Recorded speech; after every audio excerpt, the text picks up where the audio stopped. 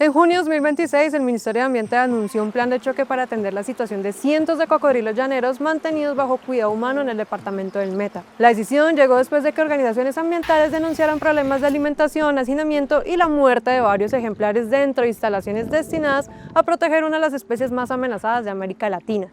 La noticia puso bajo atención pública un animal que durante décadas había sido presentado como una de las grandes apuestas de conservación del país. Lo que comenzó como denuncia sobre el estado de varios ejemplares terminó abriendo una discusión más amplia sobre el futuro de un programa construido para evitar la desaparición del mayor cocodrilo de Sudamérica. Las alertas involucraban cerca de 300 animales bajo manejo humano. Mientras autoridades ambientales, investigadores y organizaciones evaluaban la situación, reaparecía una pregunta que parecía haber quedado años atrás.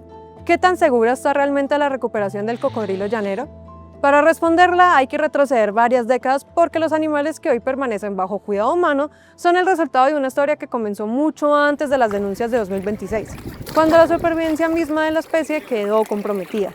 Se definió una línea clave, sobre todo con ese tipo de especies y con las amenazas que han tenido, que es la conservación ex situ, es decir, la reproducción controlada en espacios óptimos para su reproducción. El cocodrilo llanero, conocido científicamente como Crocodylus intermedius, habita la cuenca del río Orinoco, un territorio compartido entre Colombia y Venezuela. Es uno de los cocodrilos más grandes del planeta y durante siglos ocupó extensas áreas de los llanos, donde desempeñó un papel fundamental dentro de los ecosistemas acuáticos. Su presencia ayudaba a mantener el equilibrio biológico de ríos, caños y humedales. Como principal depredador acuático de la región, forma parte de una cadena ecológica que ha evolucionado durante miles de años. Sin embargo, durante el siglo XX esa relación comenzó a romperse. La creciente demanda internacional de pieles convirtió al cocodrilo llanero en un objetivo comercial. Miles de animales fueron cazados para abastecer la industria del cuero y la presión sobre las poblaciones silvestres aumentó rápidamente.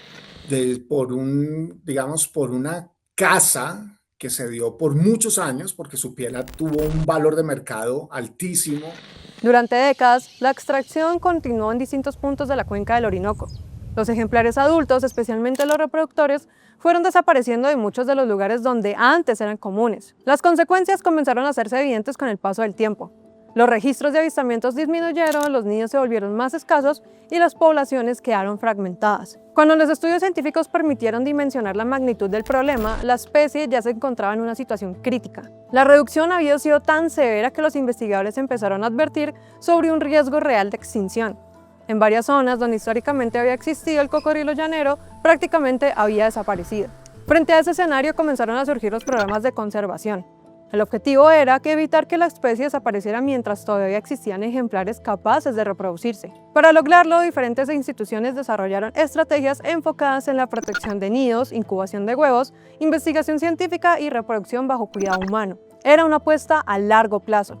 A diferencia de otras especies, la recuperación del cocodrilo llanero no podía producirse en pocos años. Los individuos tardan bastante tiempo en alcanzar la madurez reproductiva y el crecimiento de las poblaciones depende de varias generaciones. Uno de los principales centros de trabajo fue la Estación de Biología Tropical Roberto Franco, ubicada en Villavicencio. Durante décadas, este lugar se convirtió en uno de los puntos más importantes para la conservación de la especie. Allí se reunieron ejemplares reproductores, se desarrollaron investigaciones sobre su comportamiento y se logró el nacimiento de cientos de individuos destinados a fortalecer las poblaciones existentes. Los resultados comenzaron a aparecer gradualmente. Hay resultados, hay indicios de recuperación. Y lo que no podemos es bajar la guardia, tenemos que seguir trabajando. Yo creo que el país no le ha fallado al caimán llanero. Desde la Roberto Franco se han liberado individuos adultos que tienen un altísimo valor. Nuevas generaciones nacieron dentro de estos programas y algunos ejemplares fueron liberados en diferentes sectores de la Orinoquía colombiana. La meta era recuperar poblaciones capaces de sobrevivir por sí mismas en estado silvestre y restablecer la presencia del cocodrilo en áreas donde había desaparecido. Pero el avance de esos programas también trajo nuevos desafíos. A diferencia de lo que se suele imaginar, un cocodrilo nacido dentro de un programa de conservación no puede ser liberado de inmediato. Cada ejemplar debe cumplir determinadas condiciones biológicas y sanitarias antes de regresar a la vida silvestre. Además, las liberaciones requieren estudios sobre disponibilidad de hábitat, presencia de alimento, monitoreo posterior y condiciones adecuadas para garantizar la supervivencia de los animales. Eso significa que muchos ejemplares deben permanecer durante años bajo cuidado humano. A medida que los programas de reproducción avanzaban, también aumentaba la cantidad de animales que requería alimentación permanente, infraestructura especializada y personal capacitado para su manejo. Según las denuncias, la situación afectaba a cientos de animales vinculados al Programa Nacional para la Conservación del Caimán Llanero. Algunos reportes señalaban que varios ejemplares habían pasado largos periodos con alimentación insuficiente, mientras que crecía la preocupación por las condiciones de manejo dentro de algunos espacios destinados a su observación. El tema adquirió rápidamente relevancia nacional porque involucraba a una especie catalogada en peligro crítico de extinción y cuya recuperación había requerido décadas de trabajo científico. Las alertas también pusieron el foco sobre un conflicto institucional que venía desarrollándose desde meses atrás entre entidades vinculadas al programa de conservación. Mientras diferentes actores discutían responsabilidades y alternativas de manejo, cientos de cocodrilos continuaban dependiendo de los recursos disponibles para garantizar su alimentación y bienestar. La situación provocó la intervención de nuevas entidades. La Procuraduría de Colombia abrió acusaciones preventivas para hacer seguimiento al caso, y el Ministerio de Ambiente colombiano anunció medidas urgentes orientadas a atender la situación de los ejemplares bajo cuidado humano. Según el Ministerio, desde agosto de 2025 ya se venía trabajando en una ruta técnica e institucional para atender las dificultades asociadas al programa de conservación. Sin embargo, las denuncias conocidas durante 2026 trasladaron la discusión desde los escenarios técnicos hacia el debate público. Hemos convocado para el próximo 22 de junio el Comité Coordinador para Categorización de Especies Silvestres Amenazadas para presentar el diagnóstico actual del programa ProCaimán y fortalecer las rutas de recuperación y liberación de la especie.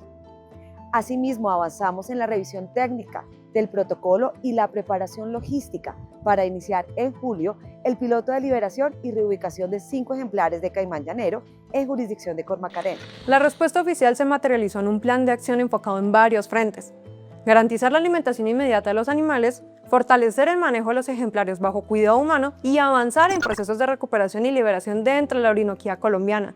Entre las medidas anunciadas se incluyó el avance de nuevas fases de liberación en la jurisdicción de Cormacarena, la articulación con instituciones científicas y ambientales y la revisión de condiciones de manejo de los animales vinculados al programa. La situación también dejó en evidencia una realidad poco visible para la mayoría de las personas. Recuperar una especie amenazada no termina cuando nacen nuevos individuos.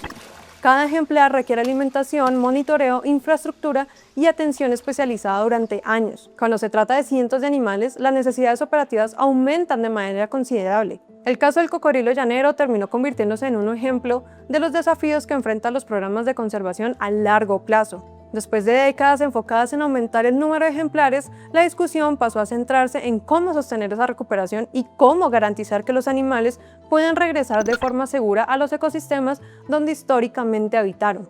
Las discusiones continúan abiertas. Algunos especialistas consideran que es necesario aumentar el número de liberaciones para reducir la presión sobre los centros de conservación. Otros sostienen que esos procesos deben avanzar de manera gradual y bajo criterios estrictamente científicos. Lo cierto es que las decisiones que se tomen durante los próximos años tendrán un impacto directo sobre el futuro de la especie. Mientras continúan las evaluaciones técnicas y los planes de liberación, cientos de cocodrilos llaneros permanecen bajo cuidado humano en la región donde se concentra buena parte de los esfuerzos para recuperar la especie. Muchos de esos animales nacieron décadas después de que la cacería llevara al cocodrilo llanero al borde de la desaparición. Son el resultado de años de investigación, reproducción controlada y trabajo de conservación. La situación que salió a la luz en 2026 recordó que recuperar una especie es apenas una parte del proceso. Mantener esa recuperación en el tiempo representa un desafío igual de complejo. Después de décadas intentando evitar que el cocodrilo llanero desapareciera en los ríos de la cuenca del Orinoco, el reto ahora consiste en lograr que las poblaciones recuperadas puedan sostenerse y regresar de manera estable a los ecosistemas donde esta especie ha vivido durante miles de años.